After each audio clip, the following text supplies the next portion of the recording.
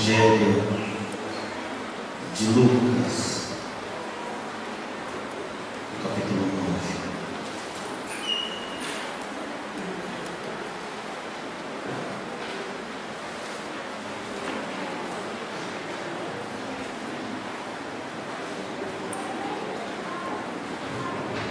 Aleluia, louvado seja o nome do Senhor nosso Deus.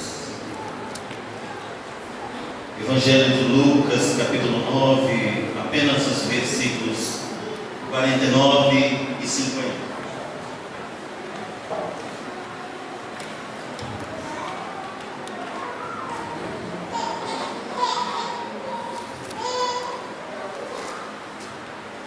Lucas, capítulo 9, versículos 49 e 50. A palavra do Senhor diz isto: respondendo João, disse: Mestre, vimos um que em teu nome expulsava demônios, e lhe o proibimos, porque não te segue conosco. E Jesus lhes disse: não o proibais, porque quem não é contra nós é por nós. Por favor, ponha sua mão sobre a palavra. Ó Senhor, que o teu mover continue sobre este lugar e sobre as nossas vidas. Move nosso coração, Espírito Santo de Deus. Move nossos olhos para onde tu queres que olhemos. Move o nosso coração para que ele, Senhor, se quebrante diante da explanação da tua palavra. Move o nosso pensamento, toma o cativo para ti. Move, Senhor, o nosso amanhã a partir do que estamos ouvindo hoje. Que o que estamos ouvindo não se prenda hoje, mas continue nos orientando amanhã e depois, para que esta palavra semeada em nossos corações produza fruto em nossa vida. É o que nós te pedimos em nome do Senhor Jesus. Amém. Pode sentar-se. Nós estamos tratando de reino de Deus e conquista. Vou pedir que a gente libere o som em cima. Nós estamos tratando de reino de Deus e conquista.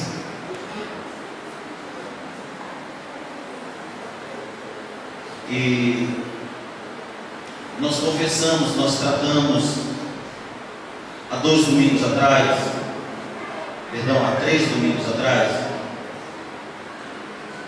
sobre a primeira conquista de um cristão, que é entender que nós atiramos naquela direção, marchamos naquela direção. O adversário das nossas almas não é de carne nem de sangue, mas é potestade espiritual que comanda legiões espirituais, e que a nossa marcha na terra, a nossa guerra, é uma guerra contra ele e contra o que ele faz. Nós arredondamos dizendo que quando nós não entendemos isso, nós participamos de guerras inúteis, guerras perdidas. Conta-se que enquanto Constantinopla estava sendo invadida pelos turcos, os padres estavam debatendo se os anjos têm sexo. E a cidade estava sendo invadida, e o mundo romano estava caindo, estava ruindo, e eles estavam debatendo sobre coisas que eles não entendem, e que enquanto eles forem carne não vão entender, porque anjos são seres espirituais. Está escrito no tratado aos Hebreus, no capítulo 1, anjos são espíritos ministradores. Eu jamais vou entendê-los, eu vou crer que eles fazem parte do exército de Deus, eu vou ver aqui e ali aí a ordem que Deus lhes dá e eles realizam trabalhos, executam missões, mas Deus não tem que tentar entendê-los. E conta-se que os padres estavam tentando entender o mundo dos anjos e como Constantinopla está caindo. Às vezes acontece conosco, estamos na guerra errada, gastando o nosso tempo com o que não vai somar, com o que não vai edificar. E nós dissemos, saber isso já é a primeira vitória. Se você sabe não perder tempo, você já sabe coisa dessa. Se você sabe não atirar o fogo amigo, você já sabe coisa dessa.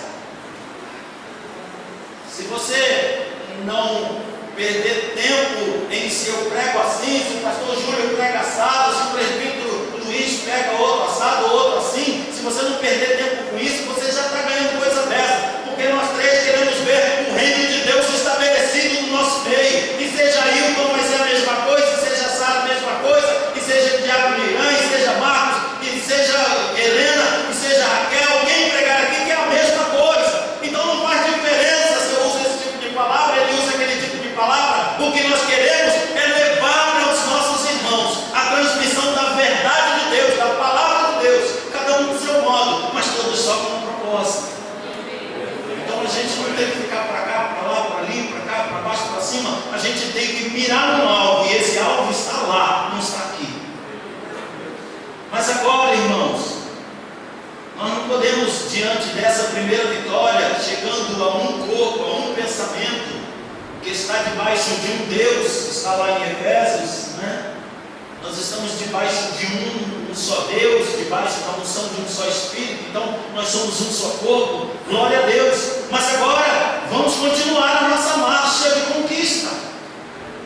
Se nos conquistamos, vamos continuar a conquista, e essa conquista passa rapidamente por esse segundo passo. Eu sei que aqui, como eu citei, são esses pastores, mas outras igrejas são outros pastores. E João encontra um homem repreendendo Satanás em nome do Senhor Jesus. E ele diz, cala a boca, não faz isso aí não. Por quê? Porque Jesus é meu.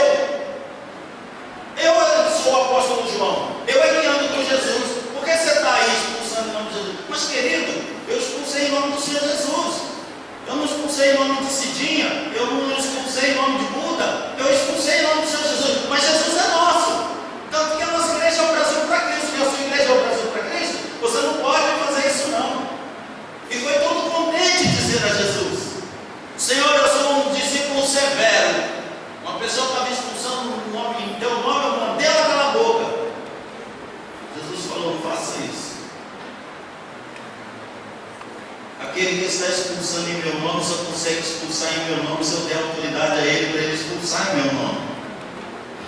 Aquele que expulsa no meu nome e de fato a expulsão se dá, ele presta contas a mim. E se ele estiver certo ou errado, ele vai saber comigo, porque cada um prestará conta dos seus atos ao Senhor Deus. Ah, mas aquela igreja não tem esse, eu não tenho aquele costume. Meu irmão, deixa ele fazer daquele modo, ele vai prestar contas a Deus, mas eu não sou inimigo dele, porque quem luta contra meu inimigo é meu amigo, e Jesus é que vai dar conta dele, vai ensinar a ele, vai mostrar a ele o caminho. Paulo chega a um ponto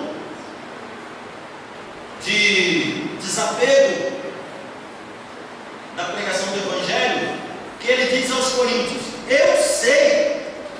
eu bem sei que há entre vocês alguns que pregam Deus de forma diferente só para me magoar, só para me contrariar.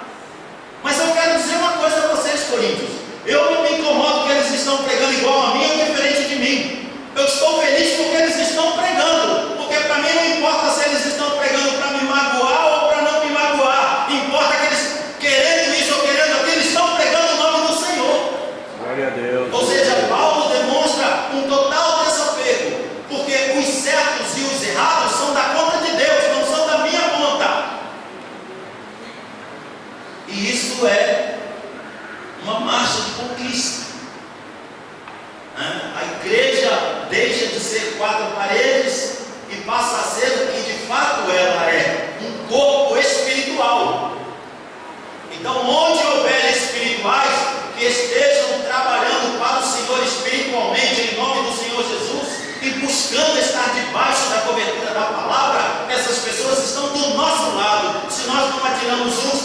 aqui dentro, também não vamos atirar nelas, e vamos juntar esse corpo espiritual na terra e marchar para a terra, para estabelecer o projeto de Deus para o mundo, a salvação de todo aquele que crê no seu Filho Jesus Cristo. Essa é a nossa primeira e segunda conquista: identificação e marcha. Estão trabalhando conosco, são a nosso favor.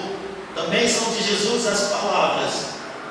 Ao contrário destes aqui, Jesus diz para outro grupo estas palavras: aquele que comigo não ajunta, está.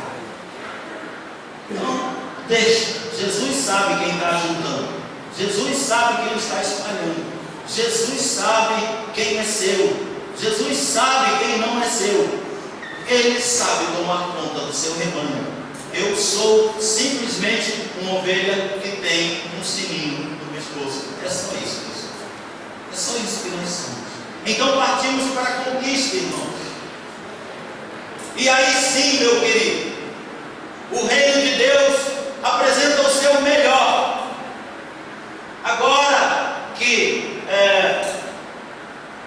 eu já me reconheci dentro de um grupo local, eu já me reconheci dentro de um grupo espiritual, agora que eu tenho bandeira de paz para com o meu irmão tem bandeira de paz para comigo, agora que eu dou a paz do Senhor para alguém da congregação cristã, e ele dá a paz de Deus para mim, e ele me considera um primo, e ele me considera alguém menor, mas para mim não importa, ele está pregando o Evangelho, e eu dou a paz de Deus para ele também, e ele que fique com a paz de Deus também, e vamos trabalhar pela obra do Senhor. Ele insiste na paz de Deus, eu dou a paz de Deus, porque o Deus que ele dá a paz é o meu Deus. Então não me importa pela paz do Senhor ou paz de Deus ou graça e paz, importa para mim que ele está pregando o Evangelho, e Deus no final das contas vai dizer: é mais por aqui, filho, é mais por ali, ele é teu primo, não, ele é teu irmão, aí é por conta do Senhor. Mas agora que nós descobrimos isso, o inferno começa a tremer. Glória a Deus, aleluia. Porque o próprio Deus, irmãos, o próprio Deus, capítulo 10, capítulo 11 de Gênesis, vá comigo até lá.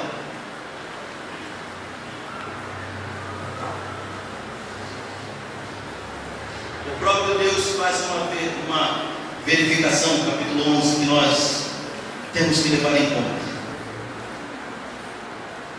Versículos 5 e 6.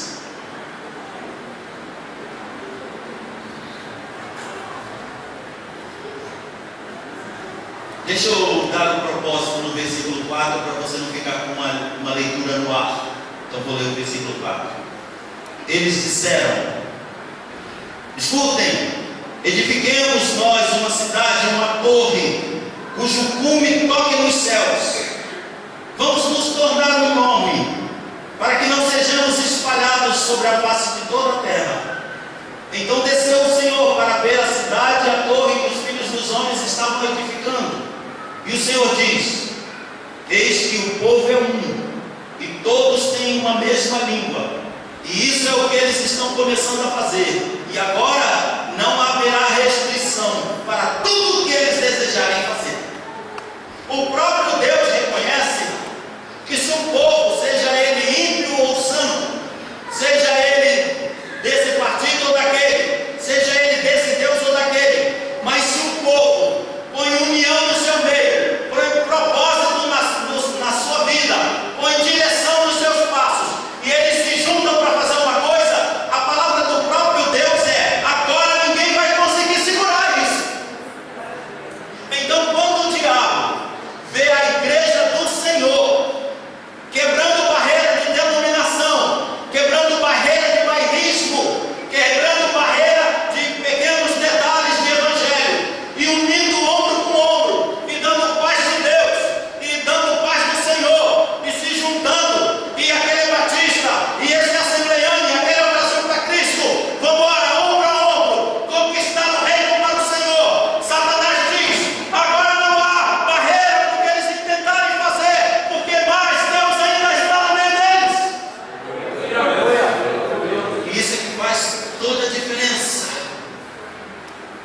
Como é poderosa a mensagem do Evangelho que é pregada por quem vive o Evangelho.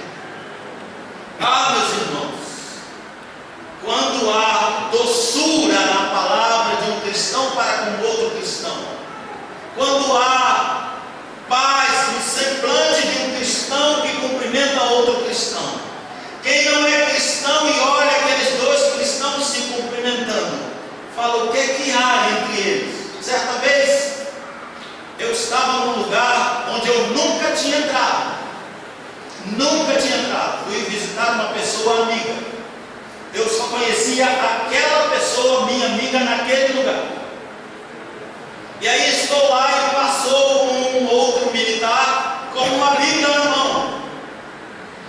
Tão logo ele passou com a Bíblia na mão, eu sorri para ele, o melhor sorriso que eu tinha, e disse: a paz do Senhor, varão. Ele disse: é irmão? Sou irmão. A paz do Senhor na tua vida, irmão. E ele passou com aquele sorriso, ele me deu um sorriso assim de meu irmão de sangue, e passou. A pessoa me catou pelo braço e falou: você não disse que era a primeira vez? Eu não sabia que você conhecia gente aqui. Eu falei: eu nunca vi ele mais gordo. Mas irmãos, agora nós somos irmãos em Cristo, e agora ele está com uma Bíblia, e agora é a paz do Senhor, e agora nós oramos juntos naquele lugar, e Satanás começa a tremer, Satanás começa a se assustar. Sabe qual é o nosso problema? É que barreiras denominacionais, é que princípios estão atrapalhando o grande poder da Igreja Mundial do Senhor, da Igreja Universal do Senhor. E nós precisamos, irmãos, unir forças, unir projetos, unir propostas. Eu li uma coisa, eu entro de vez em quando no Face da minha esposa, eu me arrepio ainda no Face. Eu sofro arrepios, eu entro, de vez em quando me dá um choque assim de 5.000 volts. Aí eu morro, ressuscito, volto assim, falo: não li isso aqui no Face dessa irmã, não li não. Vou voltar lá assim, meio morto, meio vivo, vai ler de novo, vai morrer de novo. Aí ela escreveu mesmo isso aqui, eu morro. Aí volto, né, ressuscito. Aí leio, mas paciência, né, cada um coloca no Face o que quer. E eu não tenho Face porque eu teria que morrer muitas vezes. Aí eu entro no Face da Helena, de vez em quando ela morre também. Aí, o que eu encontrei lá? Quem não leu aqui vai se chocar. O depoimento desse Delcídio, que está entregando o PT todo, e ele está depondo sobre as pessoas que ele comprou para o PT no meio político, e denunciando todo mundo que ele comprou. E de repente, um homem enviado por ele vai com uma mala comprar tiririca. Vamos rir dele? Tiririca, um palhaço. E vai lá e apresenta dinheiro para Tiririca, o semi-analfabeto. E Tiririca fala: se você continuar com essa mala, eu vou te bater. Você volta para quem te mandou e diga que se eu estou aqui é para votar pelo que interessa ao povo brasileiro, e eu não vou ser comprado pelo seu dinheiro sujo. Volte e diga para quem te mandou que vocês podem até me achar idiota e dizer que o que eu faço é idiota, mas diante do meu Senhor Jesus Cristo, o que eu faço não é idiota. E eu nunca vou pegar nesse dinheiro sujo, porque eu nunca precisei de dinheiro sujo. Eu já fui pobre, mas nunca fui sujo, e não vou me sujar. Eu posso sim ser um idiota, mas para Jesus eu não sou. E quer saber, Deus, você está preso no mundo. Então, às vezes, um palhaço é nosso irmão. Então, às vezes, uma pessoa desprezível pertence ao exército de Deus. E nós precisamos quebrar de uma vez por todas todos os preconceitos e colocar cristãos no comando da nação, e buscar em todos os lugares saber quem são os cristãos no mundo artístico, no mundo político, e orar por eles, e dizer: Senhor, essa é a tua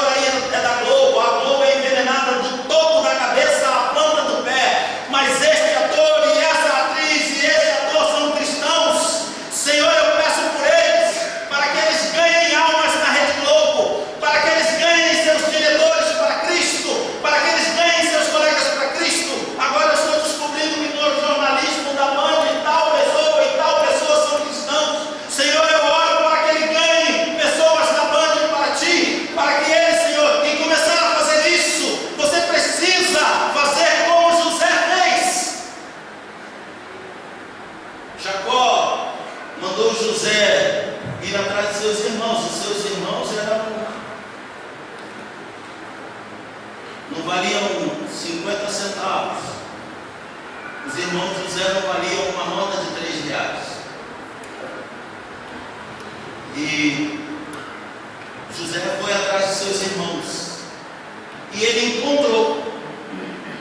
Ele foi ao lugar em que seus irmãos deveriam estar. E ali os seus irmãos não estavam. E isso é uma boa figura para nós. Às vezes você pensa que teu irmão é determinada pessoa e determinada pessoa não é teu irmão. Nunca orou por você.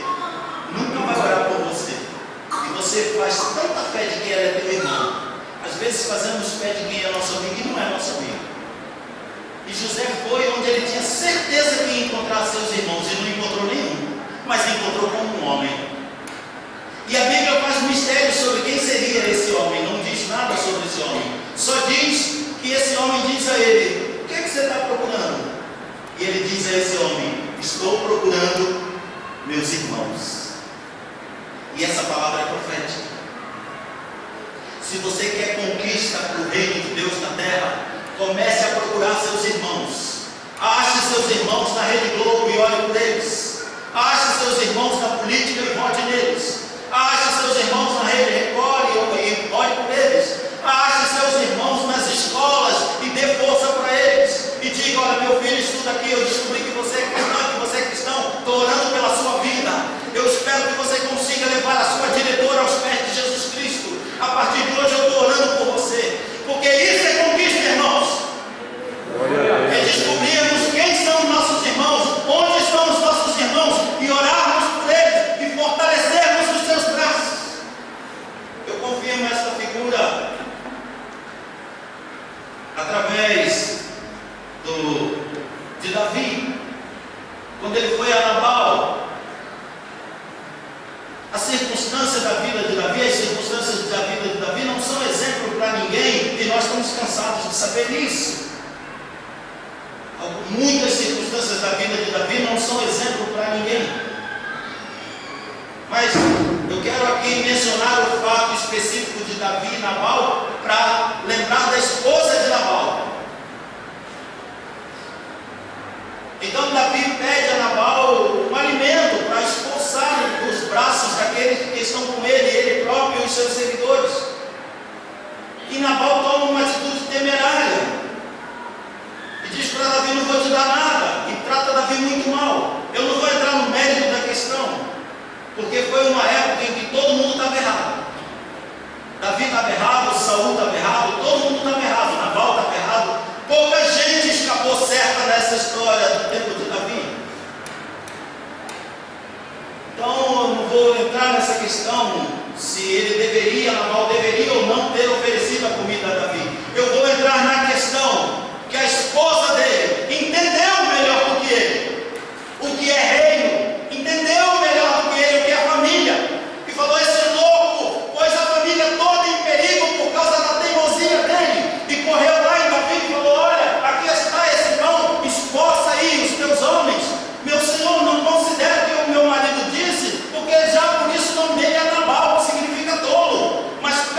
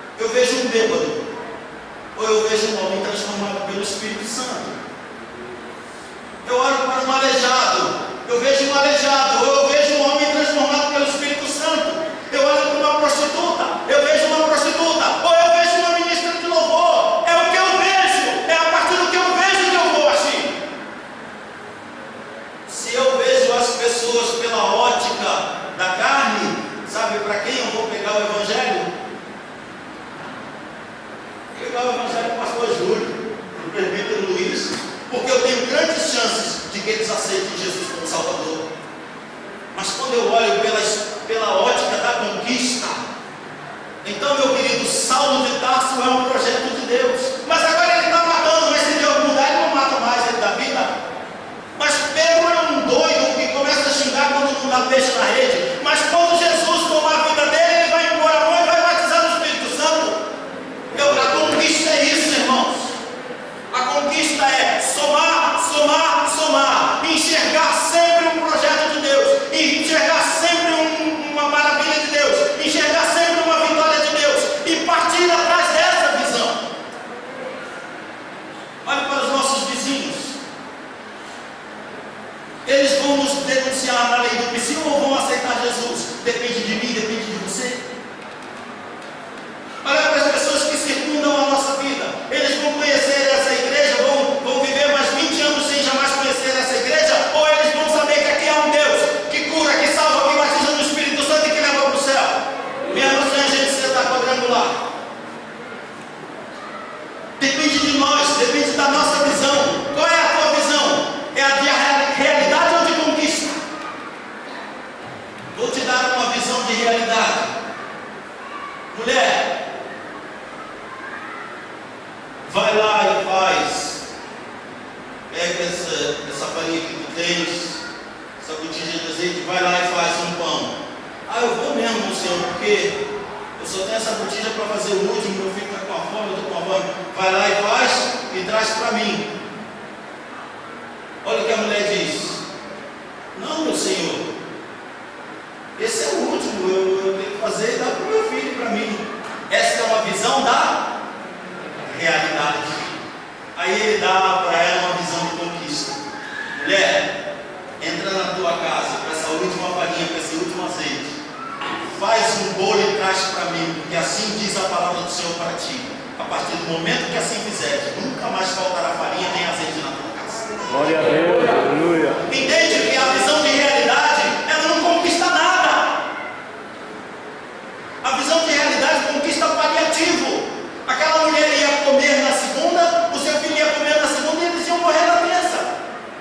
Mas quando o profeta lança a visão de milagre de Deus, a visão de conquista, a visão de poder, e ela abraça essa visão de conquista, ela conquista um futuro para o seu filho. A igreja precisa ter a visão de conquista e não a visão de realidade.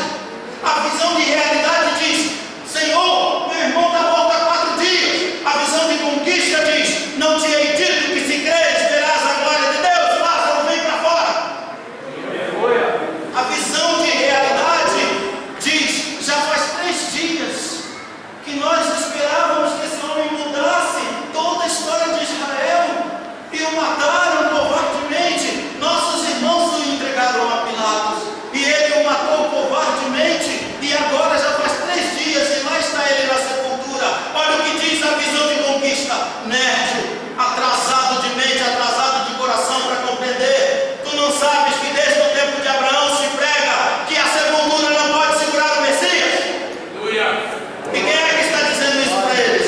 O Messias que ressuscitou. Então que visão nós vamos ter para as nossas conquistas? Quem são os nossos alvos de conquista? A irmã Ailton, ela já está melhor, um pouco melhor, mas está com muita luta ainda, devido ao seu AVC. Ele, o irmão Ailton, estou querendo conquistá-la para Jesus. O que o irmão diz a respeito disso? Ela já foi conquistada. Seria tão bom chegar numa pessoa dócil como ela e falar: Jesus te ama, e ela dirá certamente para mim: ah, como ama. Jesus quer a tua alma. Ah, como quer. E então aceita Jesus. Ô querido, você nasceu quando? Eu aceitei antes de você nascer, filho. Mas a visão de conquista é a visão para o perdido, para o sujo, para o imundo, para o pecador. Cristo pode transformar teu coração. Cristo pode te fazer de mendigo a príncipe num só dia. Então, irmãos, é isto que nós precisamos entender hoje. Achar nossos irmãos, identificar a conquista do Senhor a cada passo que damos. Sabe o que Deus diz a Josué? Toda terra em que pisar a planta do teu pé, ou Deus está dizendo para ele, querido, vamos fazer assim? Olha até lá onde você enxerga. Enxergou? Estou te dando isso. Qual é a visão de conquista? Pisa que eu te dou. Pisa que eu te dou.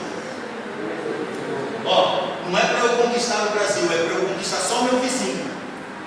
Pisa que eu te dou, um vizinho. Pisa que eu te dou, um professor. Pisa que eu te dou, alguém que compra lá na minha loja. Tem um irmão aqui da igreja que abriu uma lojinha, uma rotisserie. Benção ali na Parada Pinto, depois a gente vai falar. Pisa que eu te dou, sabe por quê?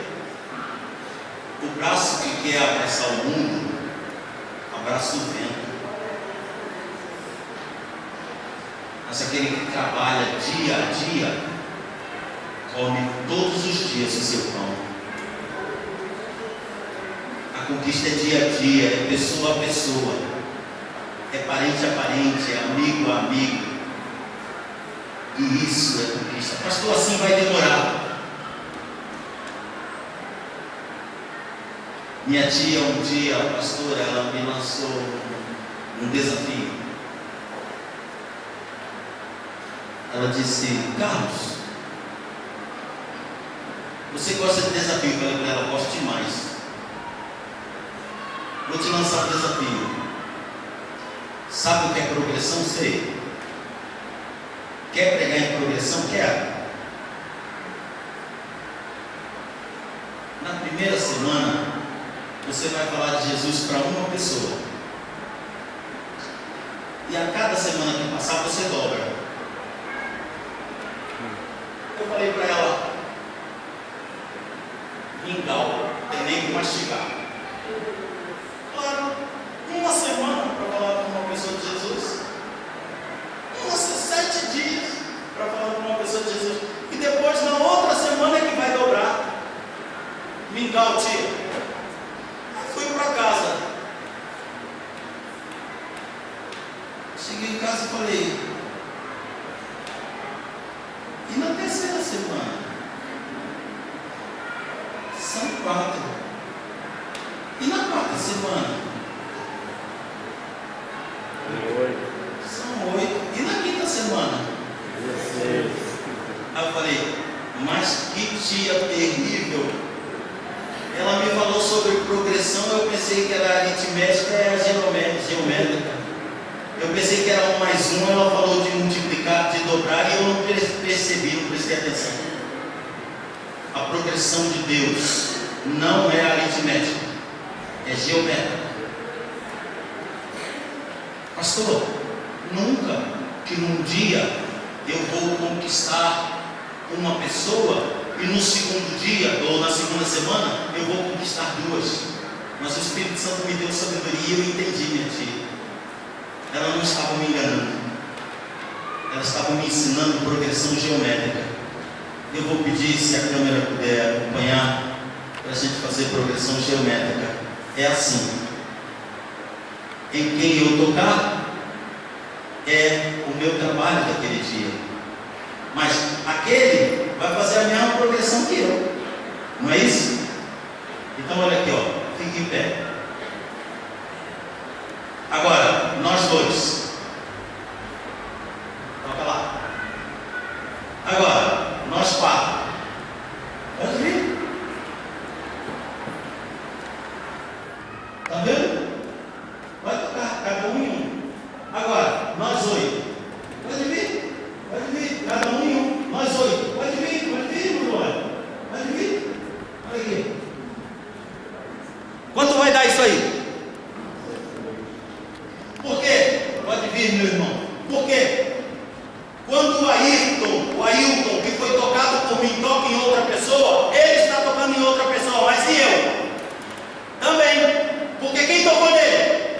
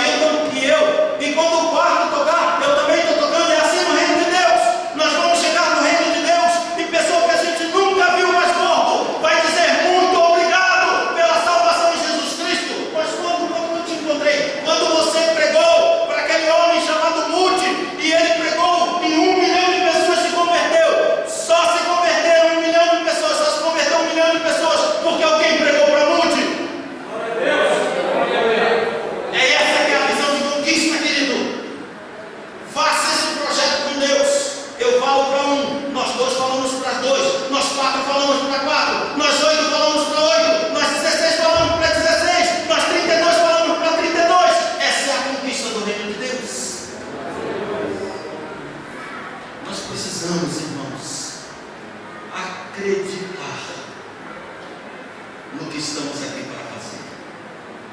E quando digo aqui, não estou me referindo à igreja. Quando digo aqui, estou me referindo à vida. Acredite no que você está aqui para fazer. Eu acredito no que eu estou aqui para fazer. Eu acredito que na missão que Deus me deu. Eu acredito que eu tenho um chamado. Eu acredito que você tem. Eu acredito que nós podemos. Acredite comigo que nós podemos. Acredite e promova a progressão geométrica de Deus. Fale só para um. Faça só isso. Irmãos, isso se faz na internet para roubar dinheiro. Porque a gente não faz para salvar a alma. Que o Espírito Santo de Deus coloque em nossos corações a ideia de conquista, a ideia de vitória, a ideia de povo, a ideia de nação. Porque é isso que nós somos. É isso que nós fomos criados para ser: povo, nação, sacerdócio do Senhor.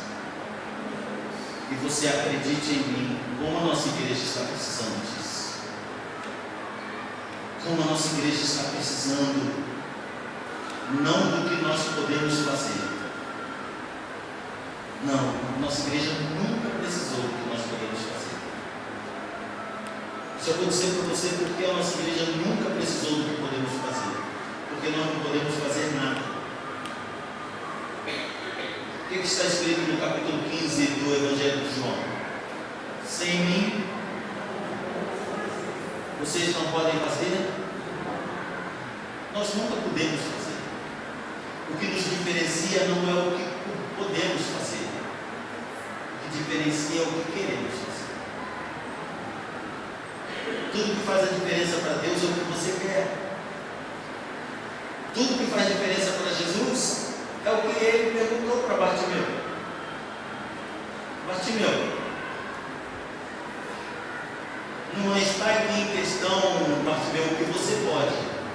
Está aqui em questão, Bartimeu, o que você quer que eu faça? Se está por isso, Senhor, eu quero uma coisa que eu não posso, eu quero ver. Pois então vê. O que faz a diferença numa igreja não é o que ela pode. Eu vou passar a chamar essa igreja de igrejinha. E eu vou passar a chamar a mim mesmo de pastorzinho. Para ficar bem claro que o que faz diferença não é o que nós podemos. O que faz diferença é o que nós queremos. E eu te pergunto, o que é que você quer? Eu quero o crescimento do reino de Deus nesse bairro. O que é que você quer? É isso que nós vamos fazer. Que o Senhor nos abençoe. Amém? Vamos participar da ceia do Senhor.